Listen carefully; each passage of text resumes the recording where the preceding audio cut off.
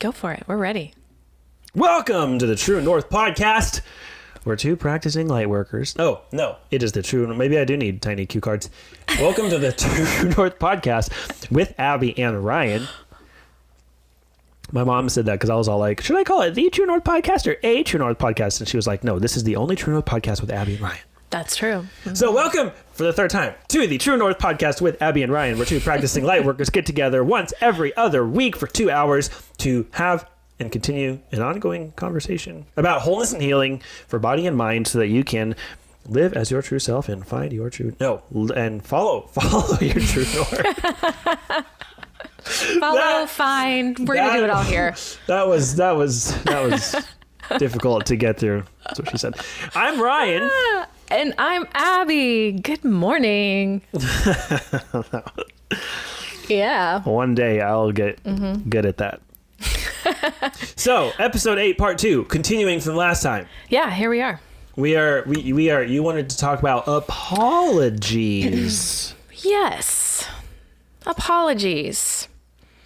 Do you ever notice that people over apologize? Do you have people in your world that over apologize? What do you mean by that? Like, everything from, I just stepped on your toes, I'm sorry, to what? Oh, I've kept you on the phone too long, I'm really sorry. It's sort of just this blanket of apology for everything that they feel that they've offended you for. Yep. Or apology for showing emotions or for being in imposition or being noticed. Yes. I've heard of people apologizing for doing things that made me pay attention to them. Yes. Right. Like, sorry, I put myself on your radar. Yes. Or So I'm sorry I just vented to you, even though you're my best friend and that's what we're supposed to do because like my best friend apologizes to me all the time and I tell her to stop it. Yeah. I have apologized to someone who like I have vented to, and then I have to say like, sorry for taking up your time or something like that. Like, like your time is more valuable than just me complaining. That's the apologies I'm talking about. You know, I was gonna question if that's just like an American phenomenon, but my brother lives in Japan, and when you go over to someone's house over there, there's a colloquial saying that you say that, to his understanding, directly translates to English as something to the effect of, I apologize in advance for the mess we're about to make. Oh. Like, that's what you say when you walk into someone's house. Yeah. Wow. And then I have a friend who went to Canada, and he found himself at a I guess there was a crosswalk or something where there were like lanes where everybody had to go one way. And he was going the wrong way and then stopped and got really confused and was like holding up foot traffic, and he just was like just in the way. And everybody who passed by him and had to go around him being the imposition, apologized to him. Wow. Was he apologizing to them? Like, no, I don't think he had the chance. He was like, Canadians are a little bit too polite. Interesting. Yeah. So yes, I think it may be more universal. But that's ever since my brother went to Japan, I would always, that's not my question, is you talk about a phenomenon and you think, is this an American thing or is this a human thing? And I think you're right. It is a human thing. People over. Where do you think that comes from? Well, I'm wondering if it comes from a place of self-worth. Because if you're having to apologize for yourself, apologize for showing up, apologize for speaking, for having feelings, why? What are you saying about yourself if you are having to apologize for showing up and being vulnerable, or showing up and, and not something real? We're not talking about the real things you need to apologize for. Like in the last part where you're apologizing for scratching the floor. An action happened. It affected somebody, most likely, whether they were going to clean the floor or not. Go back and listen to that episode. And then you apologize for that. Like, that's a thing. That's you hurt somebody, you do something wrong. That's where an apology is elicited, but, or should be. But like, why do you have to apologize for yourself? Like, are you staying in your true north if you feel you have to apologize for being, Well, I'm in this habit right now. Well, I think I've been in this habit for a long time, but I've just started recently becoming the observer to this habit of feeling the need to have an answer to every question that comes across my path. Oh. So when someone comes to me and says, why do people have to apologize for being themselves? The first thing I think of is like, well, what's everything that I have ever known ever? And I can put it together into something that looks like some kind of a cohesive explanation. But I think I'm going to exercise my newfound skill of just saying, I don't know. Yeah. I don't, like, I could pontificate. We could make a whole episode about why we think people do that. But well, I know why I apologize. Yeah, why do you apologize for things that you feel like you shouldn't apologize for? Because there was a lot of anger in my world as a child when I growing up. And so any little thing I did wrong, I would be in trouble for it. I'd hear about it. And so it's like I would quickly apologize to sort of maybe stop the reaction. Like if I apologize fast enough or just recognize that I was making bad choices or being a bad kid, which was not the case. I'm very much a rule follower. I was as a kid, but it's not how I felt most of the time. I always felt like I was screwing up. And so the apology would come to hopefully keep you from yelling at me. And so, so it sort of just became this conditioned response. When I really don't want your reaction, if I just apologize really fast, then I won't feel, then I won't feel shame. If I apologize and you take it, then I won't be ashamed. That's interesting. And this is also something that we talked about on one of our Patreon calls, the difference between guilt and shame. Yes. Guilt being I feel bad about a thing, and shame being I am bad about it because of a thing. So maybe that's, we can say that's true for apologizing too, because if you're showing up and having an emotion or, because that's what it is when I call my best friend and I'm like venting and complaining about things just because I need an outlet, and she listens non-judgmentally, because I was vulnerable and because I shouldn't do those things. Maybe I'm feeling bad about myself, so I don't want to feel shame. So I apologize to make it feel less shameful. I don't know. It's interesting. Right. But then the shame comes from conditioning when you were a child. Like when I actually apologize for taking up too much, like overstaying my welcome in someone else's experience. Yes. And a lot of that, and people are absolutely gobstopped when I say that. No, they are gobsmacked when I say that. Gobstoppers are from Willy Wonka. They're amazing. Everlasting gobsmacked. People are gobsmacked when I say that I have been conditioned to not take up space because I just have kind of a gregarious personality and I'm kind of big and loud and my presence is always just felt, Yeah. And that's not because of my upbringing. People think, especially like when I worked in a corporate environment, it was just kind of written off as, he's a man. All men can just take up space, and that's true. Like we live in a society that makes a lot of space for men to take up a lot of space. And if you're not a man, you don't get to take up space. And that's a real thing. It is. And so then when I talk about how I was conditioned not to, it's like, that does not compute. But I was a middle child. And so all the things that make the trailblazer oldest child special, my brother had. All the things that made the straggler youngest child special, my sister had. And I got the leftovers of both, And then there's the whole just, don't make waves, don't talk, don't make me mad, whatever, or you're going to get hit thing for the first 11 years of my life. It was just, I was just taught to be very small. And so now when I do things where I feel like I'm taking up too much space or taking up too much time or taking up too much emotional energy, I go all the way back to a little kid being told to be small. Yes. And then my first instinct is to apologize. I think for the same reason that I apologized to the floor people for messing up the floors and then continued messing up the floors, but didn't feel quite so bad about it. And at least in my own experience, if I people always come back and say, you have nothing to apologize for. No sorries, and I get that. But I think for me, the apology is more of simply acknowledging that I'm aware of the fact that I'm taking up space, because that's what I don't want to happen. I don't want to give off the impression that I'm taking up all this space in your experience without even having any consideration for what you might prefer that space be taken up with instead.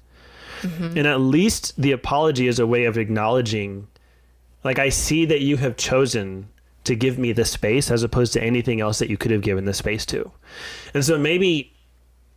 So why don't we say that? Why don't, or frame it in terms of gratitude? Like, instead of saying, sorry for venting at you, thank you for listening. Yes. It's kind of the same thing. It's still acknowledging that you have consumed a part of them that they have given to you. Right. But I think when you're apologizing, you're kind of presuming that you've taken it.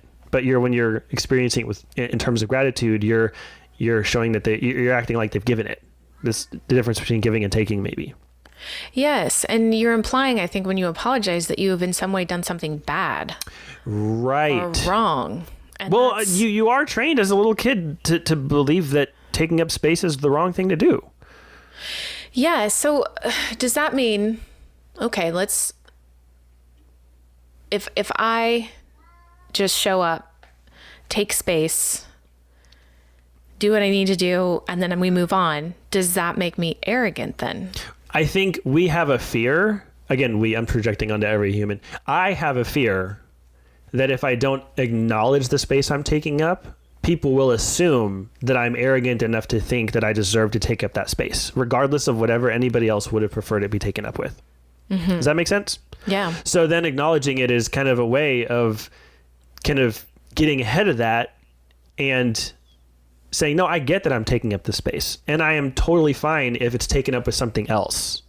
And kind of giving people an opportunity to voice a preference of something other than me. But, because I find that this happens the most with loved ones. Like, I apologize to kind of the general public, but I apologize more to the people that I love and that love me. Who are probably the people you need the least to apologize to. Yes, and they're the ones that most likely wouldn't want to take up their space with anything else other than you meeting me where I am in that moment. And that's where you find yourself apologizing the most. Yeah. So, but I noticed that I do it so much that I have now conditioned my son. He apologizes for everything. And that's me. And so then it also is now on my radar. Like, is this me not using my voice? Because going back to playing small, like, I'm not being confident and strong in my decisions or having enough confidence in myself to stay in my business and say, no, this is what I want. This is what I need. Am I afraid of feeling arrogant? And that's why I don't. I mean, I know why I play small, but I'm also really trying to work on that as an adult. That's why I do what I do. That's why we're here having these conversations, is I don't want to be that small person anymore. The whole reason we started this freaking podcast is because we wanted to, but I need to learn to use my voice. And so is apologizing not using my voice? Well, again, I think it just goes back to what are you trying to accomplish with the apology? And is there another way you can accomplish that? Is it to absolve yourself of shame? Because then you go back to dealing with your self-image and your sense of self-worth until you arrive at a place where you no longer feel shame for being what you are. And then if it's to prevent them from thinking something about you that isn't true, then either you move to a place where you don't care what they think, or you find a productive way, like instead of saying I'm sorry for, you say thank you for. So I think I guess maybe just dig into why you're apologizing, like what it is that you get out of it, or what are you protecting yourself from, or what do you think is accomplished in the apology, and then just find another way to accomplish that, and then give yourself homework. I'm all about giving ourselves homework. I within this conversation, I've already decided I'm going to stop apologizing unless I actually fuck something up. And then well, that's what I've been trying to do. Instead, be like, I'm just going to, instead of the apology, I'm going to say that I'm still going to name it and own it, but it's going to be gratitude. Right. I think that is, like you said, it's about the receiving part. I mean, I think that is the antidote to it. And I feel like now we're going to go find a book that was written 100 years ago that just talks about this, and this is not at all a new idea. Like, we're acting like we're stumbling upon this grand, like, new epiphany. And then someone's like, well, I wrote my PhD thesis on this whole thing. Here's a book. Exactly. No, but, and then, well, here's the other thing too, to apologizing, is when somebody apologizes in that way, the typical response is, it's okay. Don't worry about it. No, but it's dismissive. Yeah. So I don't like the it's okay as a response. That was what we were taught as kids. I'm sorry, it's okay. exactly. Because what if it's not? But it's not. The fact that you have to apologize for it means it wasn't okay. Yes. Like I have a friend that I kind of got flaky on her like in the last year, and she called me on it, and she's like, look, I needed you in this time. And you weren't there. You didn't show up for me. And I recognized where she was coming from. And I was like, oh shit, you're right. I haven't. And so I apologized, because that was one of those times that this was a deserved apology. And she's like, it's okay. I understand. I go, no, it's not okay. Right. I mean, so just say thank you or I forgive you, or I appreciate that. But no, it's not okay. Because if it was okay, you wouldn't be, being vulnerable, having to tell me that I hurt you. Right. I mean, a similar thing happened to me. I had a friend who's very, very sensitive to feeling ignored just because of her own background. And there was a period of time where she felt ignored by me. And as a friend, that's not a great feeling. So she told me that it hurt her. And I did deliver what I believed to be a really sincere apology, and kind of owned it, and, acknowledged that she had that effect, and that it gave her that experience, and that was not cool of me. And I don't know that I said the words I'm sorry, but it was definitely like an offering, an acknowledgement. And she didn't say it's okay. She just said okay. And it wasn't the kind of like catty, passive aggressive, like, I'm still mad at you, I'm just acknowledging that you said words, because she wasn't even really mad, she was just hurt. Sure. But because I know her that well, that okay communicated, thank you for acknowledging that, but also I kind of now have an expectation that this isn't going to happen again. It was almost like now we've set the tone that you're going to follow through. Yes. Right. And it was all wrapped up in this little okay. And I feel like that's a really good, again, my knowing that it was loaded with all that comes from just relational capacity that we have, which doesn't happen overnight. Right. But I feel like there's also a way to accept an apology that's gracious and not dismissive. And sometimes it can just be a little okay. Like, I see you, I hear you, and we're going to move on. But I also feel like what she's saying in that moment too is that I want you to value me. And her having the courage to be that vulnerable and tell you, look, this is how you hurt me, and then accepting that. Like, I feel like when sometimes people say it's okay, it goes back to, it's all right, I'm not that big of a deal. It's like they just immediately get the courage to be vulnerable, to tell you that you've hurt them, and then by saying okay, it's like they go back small again. Right. Right. And in her okay, she was saying, no, I matter. Yeah. Or, like, there is this new expectation. I don't want you to treat me that way. And I still love you, but this is, I want you to see me this way. Right. Right. So I guess when people say it's okay on the receiving end of the apology, I feel like they've lost their power in a way. Like, they just go back to, so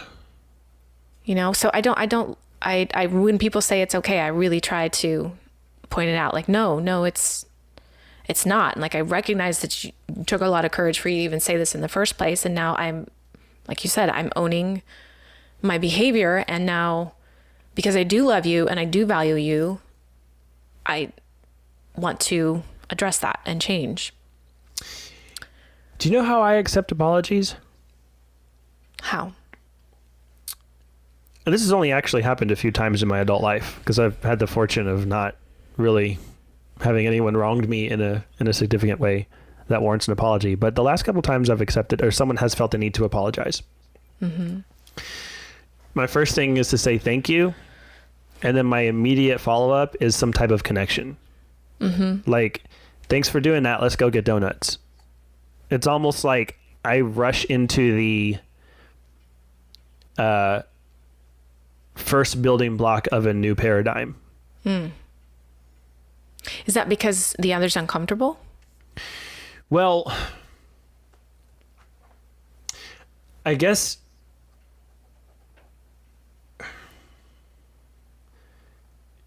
if somebody does something to me that they feel the need to apologize for, what I project onto them is that they feel crippling guilt and maybe even shame.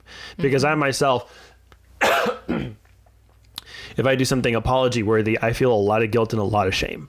Yeah. And that doesn't go away completely when I apologize, and it doesn't go away completely when the apology is accepted. Yes. And there's a part of me, not a part of me, I don't know why I say that phrase, that's a stupid thing to say. If someone gets to a point where they feel the need to apologize to me, I've already projected onto them that that's how they feel. And then I jump into wanting to take care of them. Yes. And save them from feeling those things. And if we go out for coffee immediately after and have a great conversation and there's laughter and hugs, then they will know that it really is okay. Yes. Not that what they did was okay, but that we are relationally okay still in spite of the thing that happened. Right. And so then it's almost and my way probably makes you stronger. Yes. And so it's almost like I need to secure in them a brand new, fresh reason to not have to sit in guilt and shame with the thing. Like, it really is my way of closing the book and being like, but then again, maybe that's just me sitting in their business because maybe they don't feel that. And maybe people are wired so that once the apology is accepted, it's already a done deal. And then I don't have to buy them coffee to make them get there. I don't know though. What happens when you don't buy them coffee or take them out to donuts? I've done that before too, where the next time I see them, I kind of like give them that look like, are we good? Are we okay? Are you still feeling this? Right. The first interaction after an apology is always the "are we okay" thing. Yes. Right. It's Even awkward. if in the moment you're like, no, it's all good. It's like, I don't know if people really believe you, or Yeah. But I like that. I like that approach because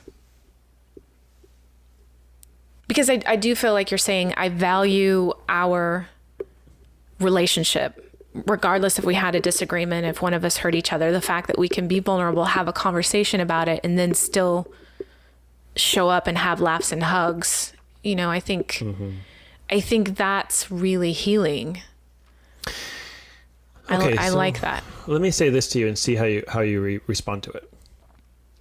When I find myself hurt by somebody, I immediately put the responsibility square on my shoulders to deal with my own pain. I don't really require or expect people to apologize for hurting me, and it doesn't restore or fix anything when they do. If somebody does something that I'm hurt by, I immediately go into this mode of dealing with the fact that it hurt me, figuring out why it hurt me, and then figuring out what I need to do internally to deal with that. Not to get away from the pain, but to kind of shore up the vulnerability.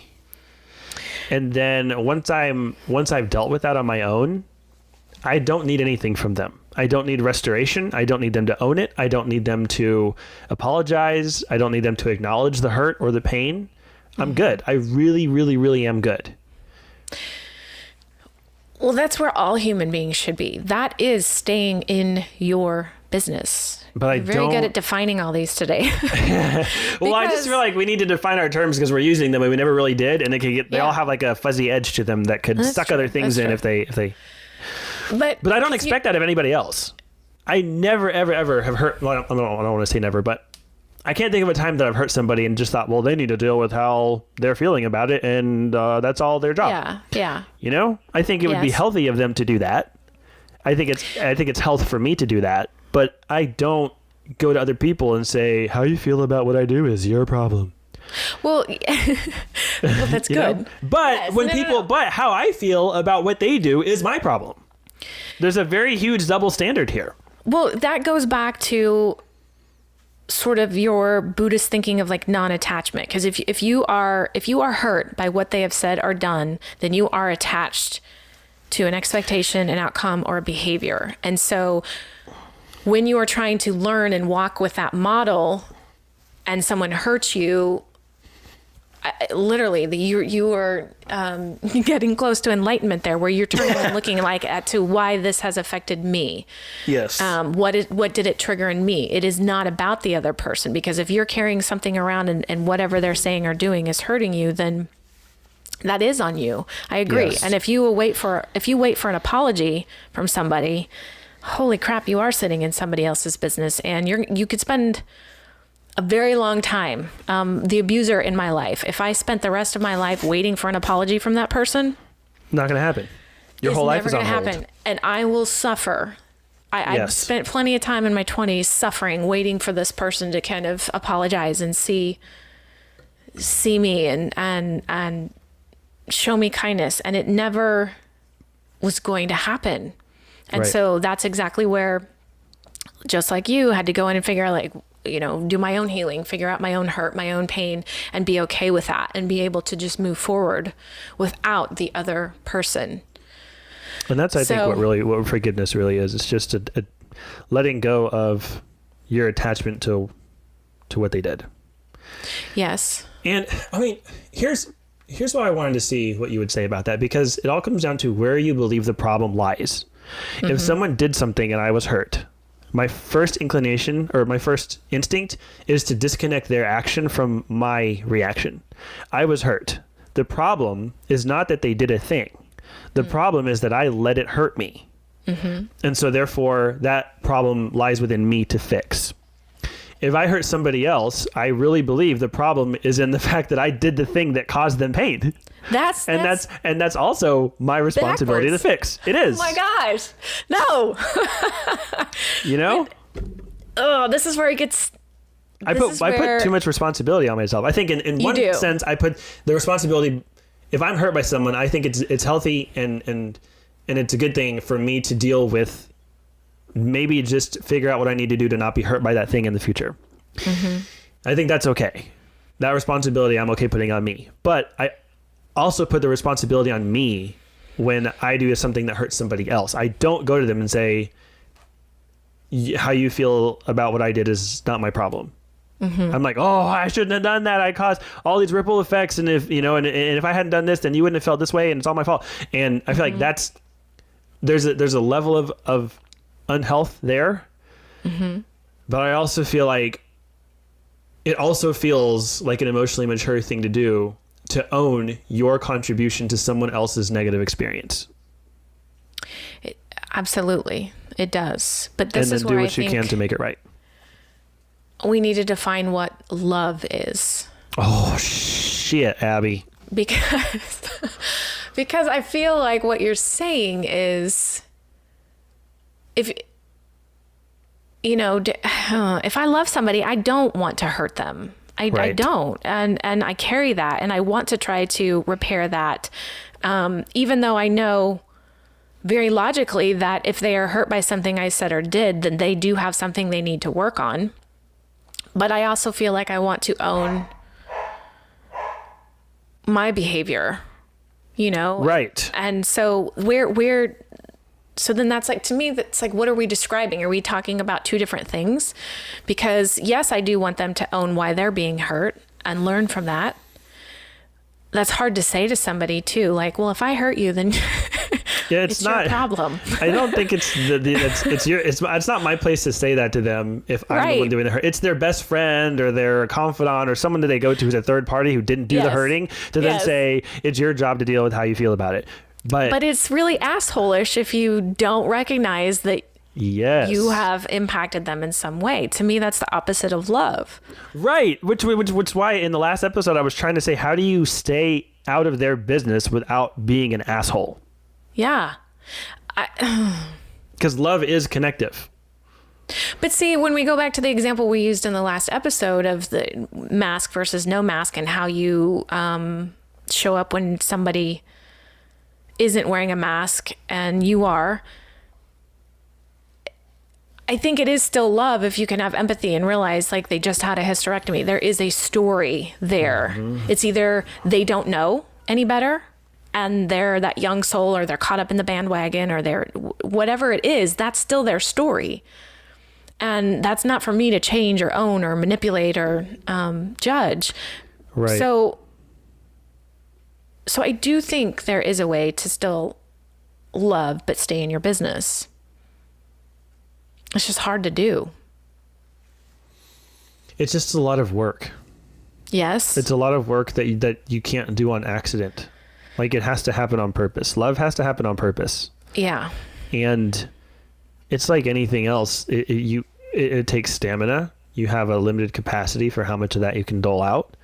Mm-hmm. And it's costly. It is emotionally and energetically costly. Yes. Which makes it very understandable when someone doesn't. Mm-hmm. I don't know. It's just. But how do you find that balance though in staying in your business and let's just go back to talk about love. So not strangers, but people in your life that you truly love. How do you stay in your balance in your business with people you love?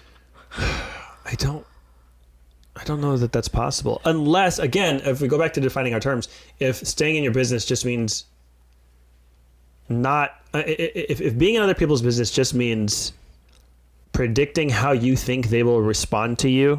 Yes. And catering your actions to make them either respond how you want or not respond how you don't want. Yeah. Yeah. If we define being in their business as just that, mm-hmm. then it's very easy to love people without being in their business. You know? Yeah. Because inherently being in other people's business is being manipulative. Yes. I have an idea of how actions A, B, and C will produce reactions X, Y, and Z in you. And mm-hmm. I don't want X and I do want Z. So mm-hmm. I'm going to do behavior C, inputs mm-hmm. and outputs.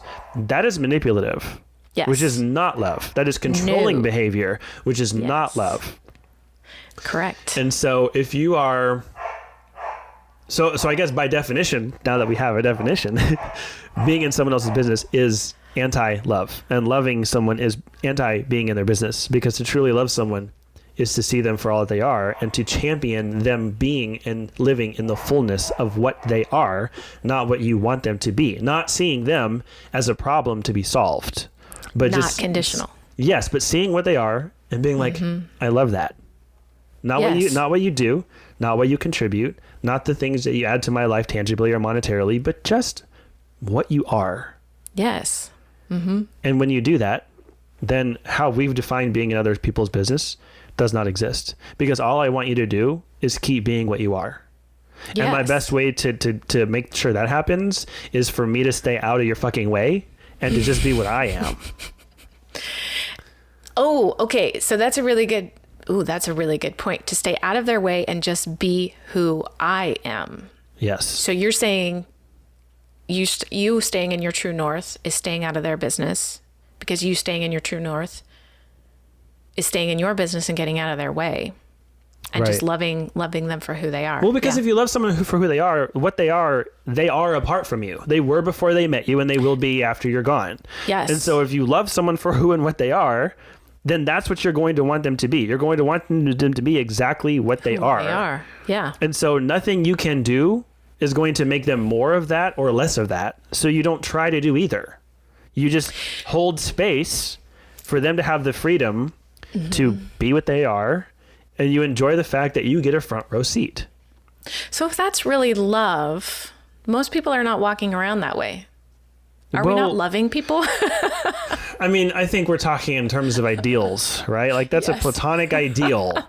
That's like a measuring stick that you compare things to. But it's not like anything mm-hmm. else. It's a spectrum, because people have their own insecurities. They have their own yes. traumas right. that they're dealing with, and things that they're scared of, and, conditional behaviors that they don't even realize came from XYZ thing in their past, And so right. we're all here to work on that. And so you take this ideal of love and you coat it with all that other shit. Then even if your heart's in the right place, you may not even know how to love. Mm-hmm. That doesn't mean you don't want to. That doesn't mean that you don't think you are. Exactly. I think that's the point I'm making. We have so many people walking around unaware right. of what this love really is, or even how to achieve it. They don't know what it looks like or feels like. I mean, shoot, I don't even know that it's sustainable though. Like everyone that I've ever, like the people in my life that I love the most, there are still times I can point to where I did not love them like that. But where were you during those times? Not where were you like physically, where right. were you spiritually, emotionally? I mean, just caught Were up, you in a hard caught up place? in my own shit. Right. You know, like I got a buddy that I used to Vox all the time. We used to Vox every day to work and on the way from work every single day. And then one day, like I just got sucked up into this podcast I was listening to. And every time I was in my car, I would listen to that podcast instead. But the car was the Vox trigger. And so then I went like a whole week without Voxing him. And he called me to make sure I was okay. And I was like, why? Yeah. And he was like, yo, I haven't heard from you. And I was like, oh, I guess I just started forgetting to Vox you. And he felt some type of way. Like that hurt him, that he was just so easy to forget that I just went a whole week without even thinking about him when we were talking every single day. And of course then came an apology, but I have to stop and think about why I brought this up. I totally had I just wiped my hard drive. What was I talking about? What were we talking about? Oh my God. I'm so disoriented right now. Like I feel like a hard reset just happened in my brain. I wonder why. That's interesting. We were talking about the people that are unaware of this love being possible, that they think they're loving, but they don't really know love. And right. I love that guy. But then I forgot about him for a week easily.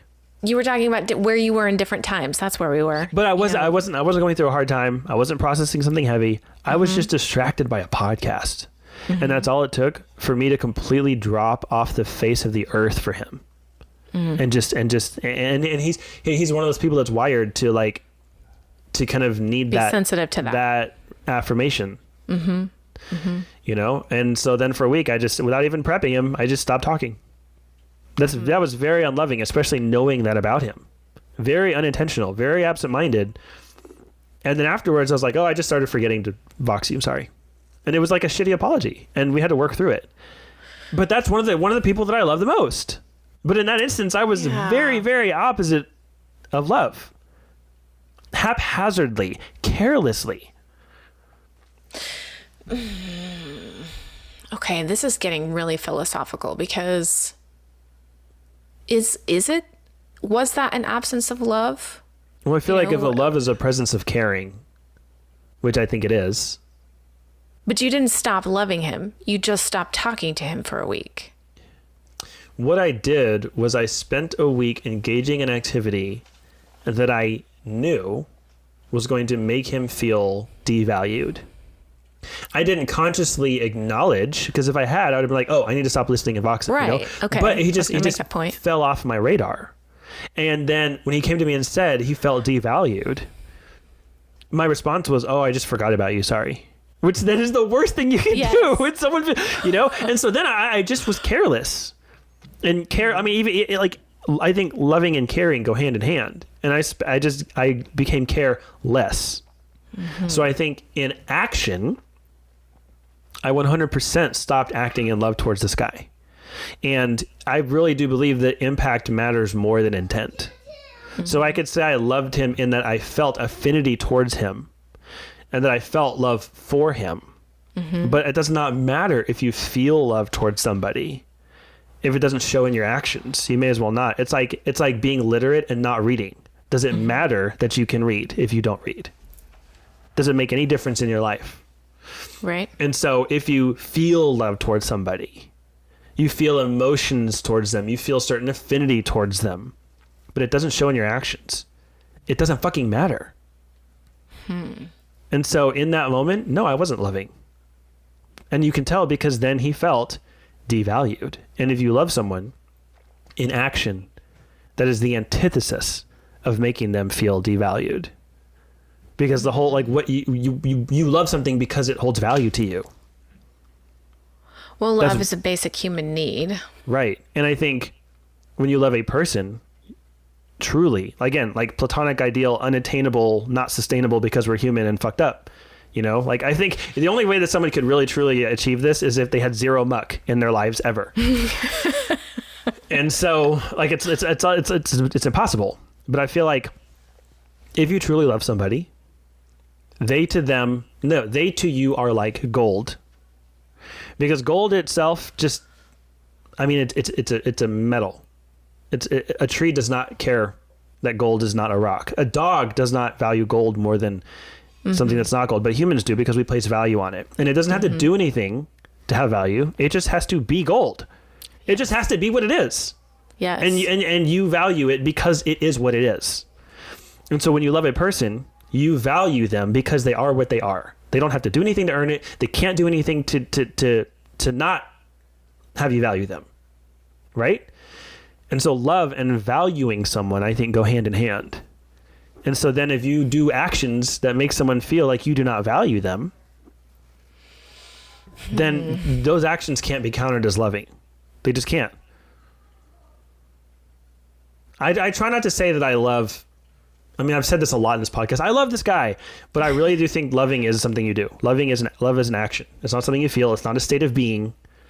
Oh, I wholeheartedly believe with that. Right? So then, if that's practice. The case, right?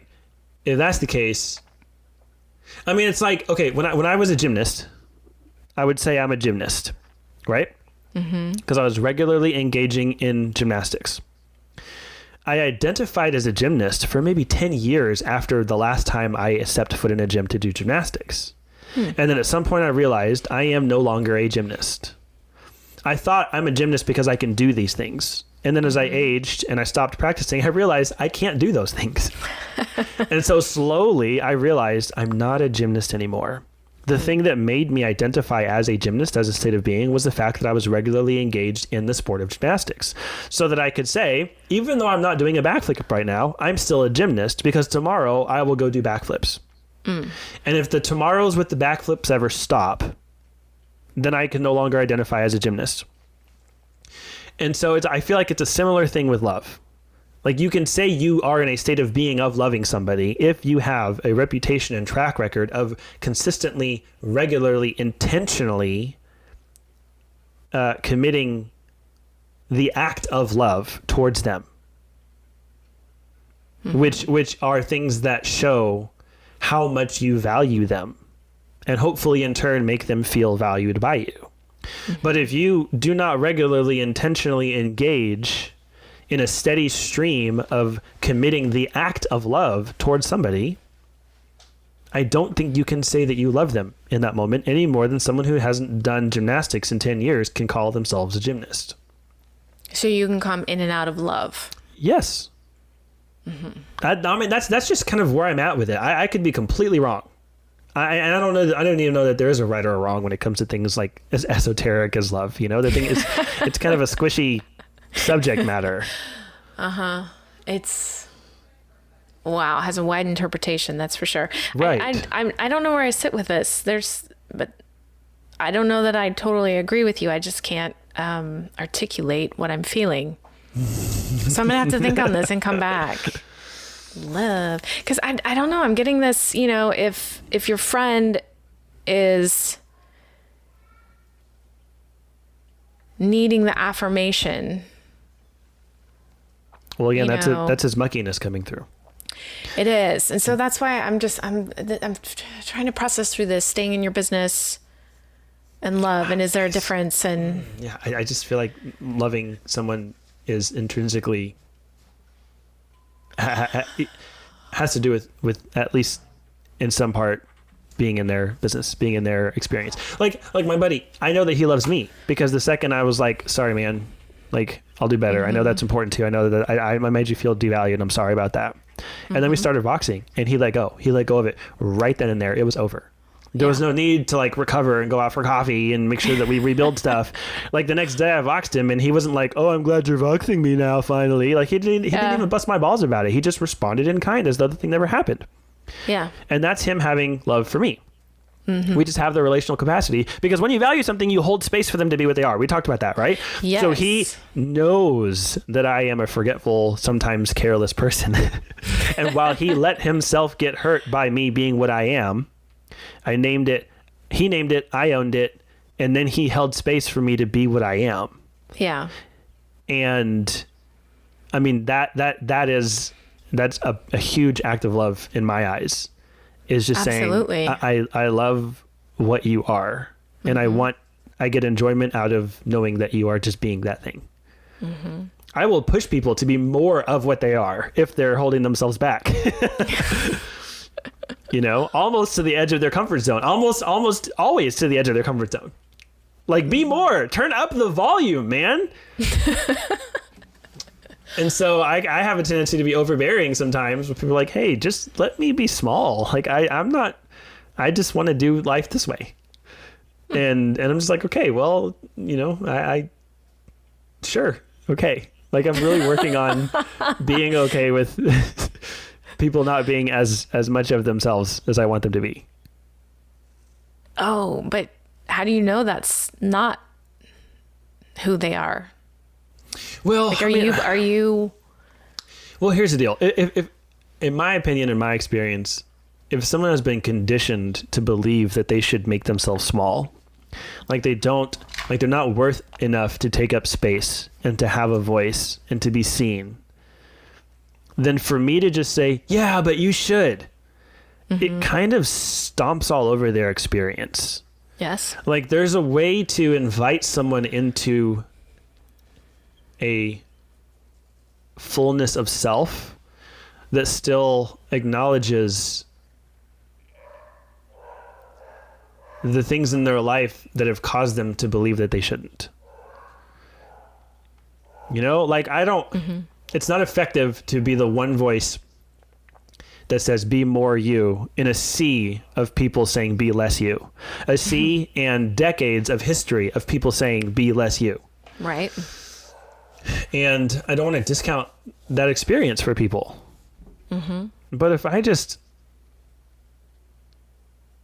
love what somebody is, it's hard for me not to want them to just be the best version of themselves. Yeah. You know? Yeah. No, that makes sense. But I also want to honor the hesitance because it's valid. They're probably doing it to feel safe. Yeah, because you have a track record of people. Yeah. Who are who are dealing with their own bullshit for their own reasons that have nothing to do with you. Yes. Telling you are small, you are nothing, you're not worth my time, you're not even worth noticing. And so it almost feels ignorant and inconsiderate to come in and be like, yeah, but they're all wrong. Yeah, right. You know, just don't listen to what everybody in your life has ever said and only listen to me. You know, like, yeah. I want to honor that. But I also want to call attention to the fact that it's not who they are. It's who they were told they should be by other people who were not living in their greatest good. I think you just described exactly how I try to show up.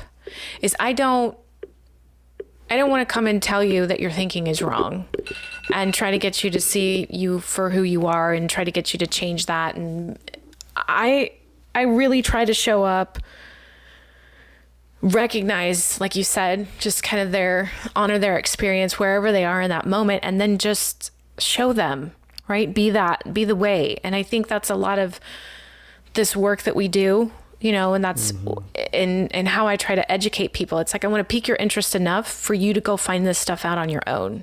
Yes. And to show you that there is a different way. And hopefully show it to you with my own life, which, you know, it's my own practice and my own shit to deal with, but that it's possible. Because no, you shouldn't listen to me. Don't listen to me, but see that it's possible for you. Right. You know, and here's some light to kind of show you the way. Yeah. I think there's an importance to witness. Like, my uncle has been my healing mentor because he does the healing stuff that I do, but he's been doing it for like 16, 17 years or something like that. And so I'll go to him for coaching on that every now and then. And he said something about parenting the last time we met. I'm going to butcher it. He said something like, sometimes it's more important that you walk with someone down what you know is the wrong path than force them to go on the right one. Because at least they're walking together. At least you're walking together, right? Yes. And also, like, it's not, who am I to say that it's the wrong path?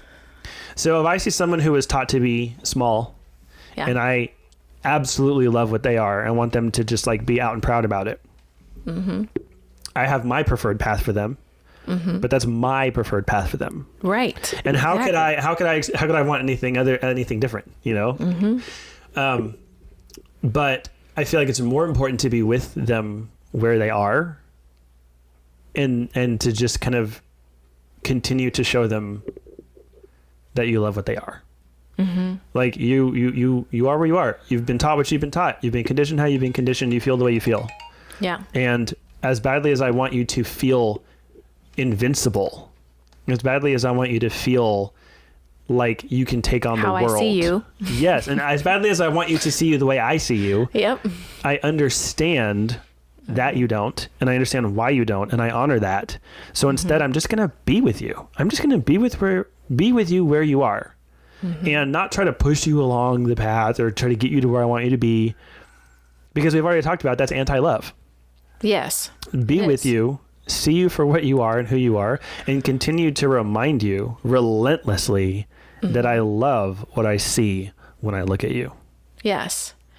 And I think, like in my experience, when I've done that and I've shown up that way, you give them evidence that then when they are in their true light and their true selves, the people stick around, they come back, they have the evidence that they're worthy of love, regardless of what that looks like. Sometimes it's ugly and sometimes it's beautiful, but it's all lovable. Well, part of me too is that it's an exercise in detaching from outcomes. Absolutely. Because I also still find myself, if I'm not careful, wanting them to eventually arrive at a place where they do see themselves the way I do. And I am really, really working to try to be okay with if that never happens. Like, I don't want us to be friends for decades, and then we get near the end of our life and you still don't have a high view of yourself, and I feel like I failed, or I feel like you've missed out. Like, you know, I don't, I'm trying to just be okay seeing the people that I love as the luminous beings that they are, without being attached to them seeing what I see.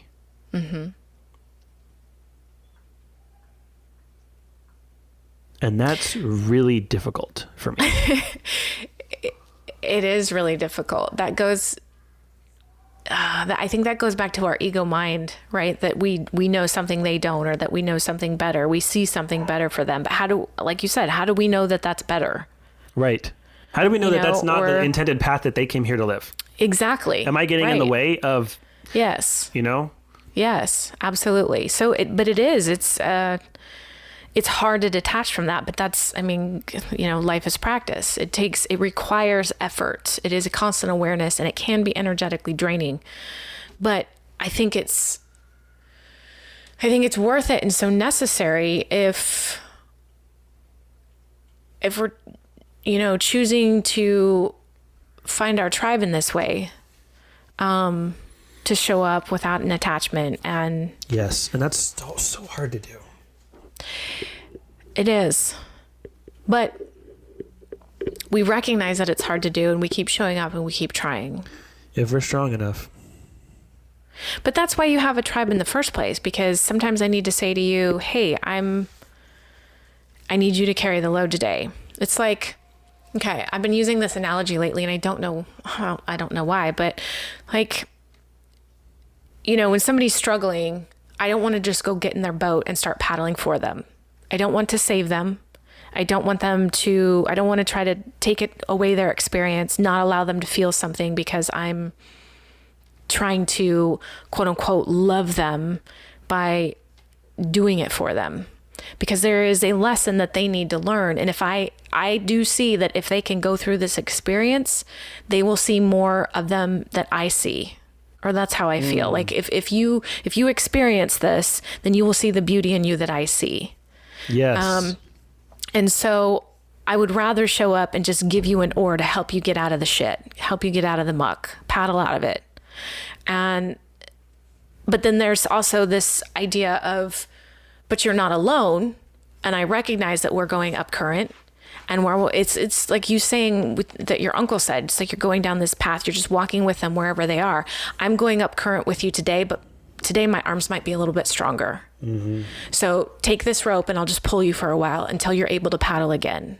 And then there's going to be a day where I need you to paddle for me. You know, don't get in my boat. Don't take my oars. Just give me a rope to hold on to for a little bit, just a little bit of support. And I think it's just this fine balance of, I think maybe that's what love is like, I don't want to get in your boat and drive for you. I just want to give you the oar, but I want to go with you to do it. And when you need my help, I'm there to help. Yes. But I'm not going to take it from you. Right. Being a resource. Yeah. Anyway, I don't know how we got off on this when it came to apologies, but we're actually at our time. My God, this was a good one though. We I try not to talk about love for the same reason I try not to talk about God, because generally it just turns into people just stating their opinions and not really having a conversation. I know, and that's why I don't want to just spit back an answer to you. Like, I really genuinely want to think, because something's not sitting right with me and I don't know what it is.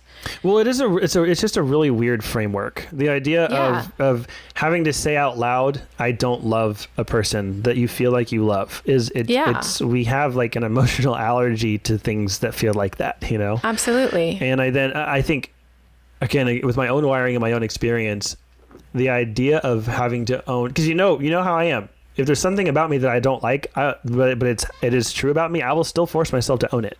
Right. And for me, having that mirror to look into and having it always on the table that there's a chance that I actually don't love this person, it really, really, really makes me evaluate how I'm showing up in their life.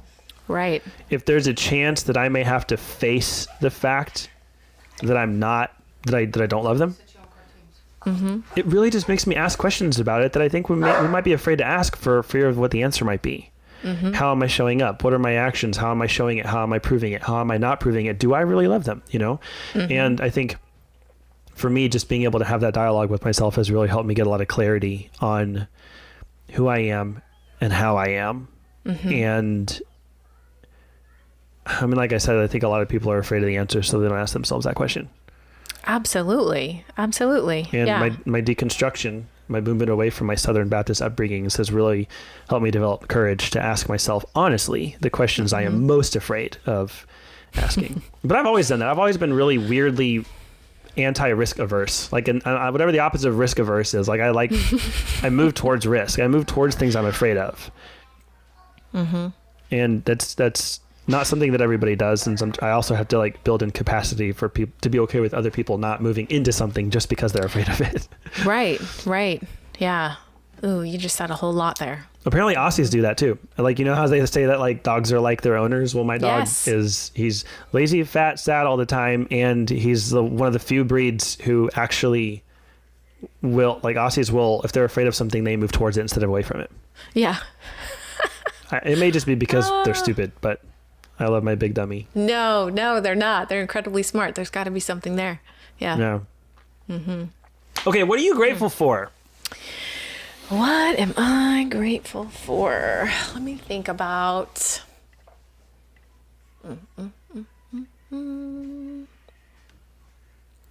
Well, I guess on this topic, I am grateful for the people that do just show up and meet me exactly where I am in whatever moment I am. And a perfect example of this is my sister.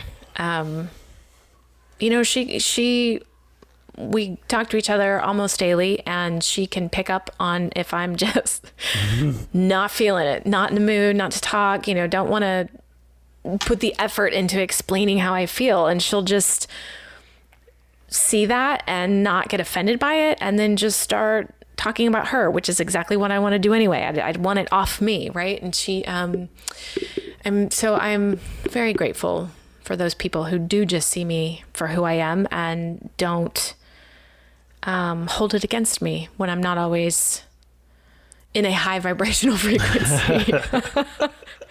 Because I'm not. I have my ebb and flow, so yeah. And today I probably feel more ebb, like I'm working on something.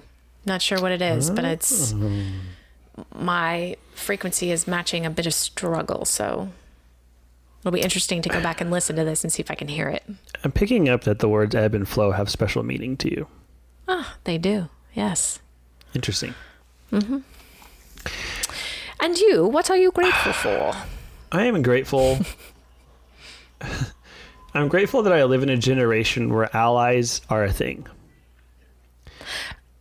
And that's a weird thing for someone in my position to be grateful for, because I fall into just about every demographic that doesn't need allies. I'm straight, I'm cisgendered, I'm white, I'm a male. Uh-huh. Yep. But I find that there is room for me to be an ally. Mm-hmm. And I feel like there have been chapters of our history where if you were not in the marginalized group, you didn't deserve to speak to that experience. Mm-hmm. You know, like there's a time that the oppressor was just the enemy. And I like the fact that I can be a straight guy who goes to Pride. Yes. I'm so, one of the things that I find myself welling up with gratitude for is that in the wake of the George Floyd death, mm-hmm. I see a whole shit ton of white people crying out about this. Yes. And it's one thing for black people too, and that's totally justified and valid, and they need to be heard and they need to have a voice. Yes. And also history has shown that if just the marginalized are the only ones are the only ones voicing their grief and agony about this, mm-hmm. not a lot happens. Yeah. And part of my deconstruction from a movement away from religion has learned that the way that religion reforms is from the inside. You have to be in the club to change the club. Mm-hmm. And so I love that I live in a generation where being an ally is welcome, because I feel like I have a seat at the table to talk to marginalized people about their experience. And then I also have a voice to talk to the people who are marginalizing them. Yeah. And advocate and be a voice in the room that they're not in. Absolutely. And so like I get really, really emotional and grateful when I see that it's not just the black community crying out about mm-hmm. this most recent incident with George Floyd. Right. I see a lot of white people angry about this. And I think that's a very good thing. And that helps move the needle. Absolutely. And I'm really grateful for all of my white friends who are advocating for their people of color, the people of color in their lives. Mm-hmm. I'm grateful for all my straight friends who are advocating for the LGBTQ people in their lives. Yeah. I'm grateful for all the men who are advocating for women's rights. Mm-hmm. And it's one of those things that gets me really hyped up that there's a place for me to do that. Like mm-hmm. I can do that, and it's welcome from both sides. Mm-hmm. That's huge. It is huge. And from someone like myself, where I can say I'm a recipient of that, like, you know that I have trouble establishing relationships with men, and yet I have a very strong connected relationship with you. And I think it very much speaks to exactly what you're saying. And so I'm grateful for that. And I recognize that in you. And I think that's why I'm able to have a connection with you, because you don't fall into all those stereotypes that, happen to many men. Well, so then my task becomes having compassion for the guys that do. Right. Yeah. Which is not easy. Not easy at all. All right. Awesome. Okay. On that note. Yeah, go for a jog or something, because this has been heavy, dear listeners. And thanks for hanging with us this whole time and for letting us take up space in your ear holes. Yes. Thank you. You hear? That's me not apologizing. Because we are not. See you next week. And until then, go muck yourselves. Go muck yourself. Bye.